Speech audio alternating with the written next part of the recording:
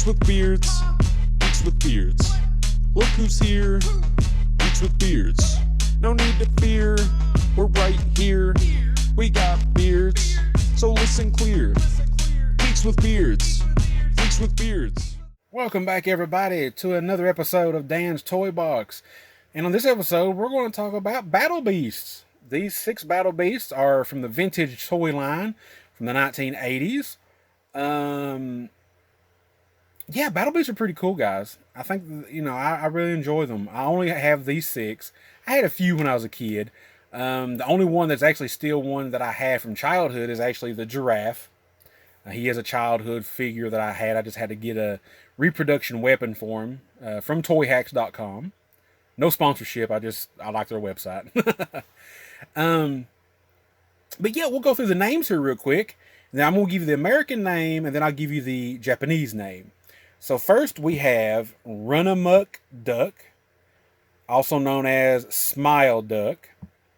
We have Rubberneck Giraffe, also known as Yellow Giraffe. We have Pirate Lion, also known as White Leo. We have Gruesome Gator, also known as Alligatron. Cutthroat Cuttlefish, also known as Cuddle Deep.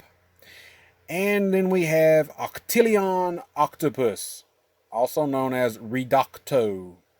Now, in Japan, these toys and characters were put into the Transformers universe. Now, I'm not familiar with all of the media appearances that they had in Japan, but I do know for sure that they were in one episode of the Headmasters cartoon. And they were referred to as Beastformers. And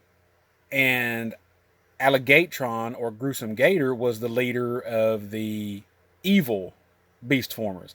He aligned himself with Galvatron and the Decepticons. And White Leo was the leader of the good guy Beastformers. He helped out, the Autobots. And in that cartoon, in that version over there, normally like the mammals and stuff like that were the good guys. And I'm not for sure about the sea creatures, but I know most like the reptiles, stuff like that, were considered like the bad guys. Now over here in America, when Hasbro brought them over here, they did not put them in the Transformers universe. They made them their own thing. They didn't have any cartoon. I think they might have had comic books or mini comics. I don't remember exactly. I apologize. But they did have some really cool toy commercials. And basically, as you can see, and let's get Octillion here. Now, as you can see, they do have, let me get to the camera, there we go, guys. They do have a rub symbol, a heat-sensitive rub symbol that is indicative of Transformers. Now, this one is a reproduction that I got from Toy Hacks. See if we can get to pick up here. If I can get to the camera right, there we go. Water. Now, basically here in America, the way they kind of did the play pattern for them was rock, paper, scissors. So it was wood, fire, and water were the main 3 that were what kids could play against. Like, water beats fire, fire beats wood, Later on in the series of toys, they also brought in different symbols. I think like sunburst or starburst or something like that. Unfortunately, I'm not too familiar with the toy line. I didn't really get into it that much as a kid. I only had a couple of toys here and there. The main reason I got these is because later on I found out they were part of Transformers. So I'm like, well, that's cool. I got to have at least a few of them.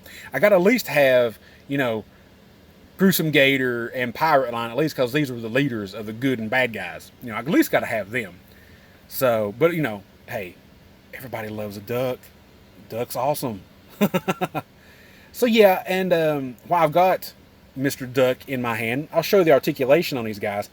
There's nothing in the legs or nothing in the head, but now the arms do move at the shoulders. They did have arm articulation, and the weapons are removable. They do come out of the hand. Each one of them came with a distinctive weapon. Very cool. Usually like gold or silver plastic. depending on the character, they can be a little expensive on the secondary market. I don't remember the exact prices I paid for mine. They were between, I want to say, 10 to 20 bucks depending on the character. And they are made of like a rubbery kind of plastic. And as you can see here with Cuttlefish, he's pretty white. Now, unfortunately, like a lot of vintage toys, I keep getting away from the camera, I'm sorry guys.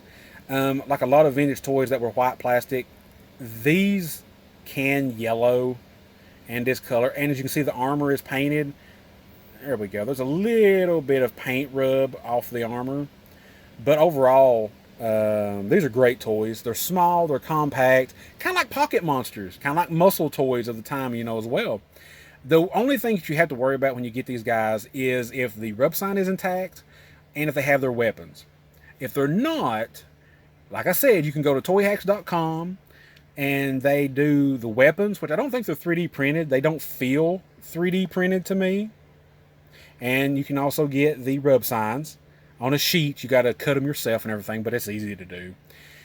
And you can complete them. You can probably get like a whole bunch of loose figures that don't have their weapons or rub signs. Get on Toy Hacks, get the reproductions if you're into the reproduction stuff, and boom, you got a complete beast, Battle Beast figure. So, so I'm gonna quit rambling, guys. I just wanted to do this little video for Battle Beast. I don't know if a lot of people talk about them that much anymore, but I wanted to speak about them for a second. So, until next time, guys, get out there and play. Geeks with beards, geeks with beards. Look who's here, geeks with beards. No need to fear, we're right here. We got beards, so listen clear. Geeks with beards, geeks with beards.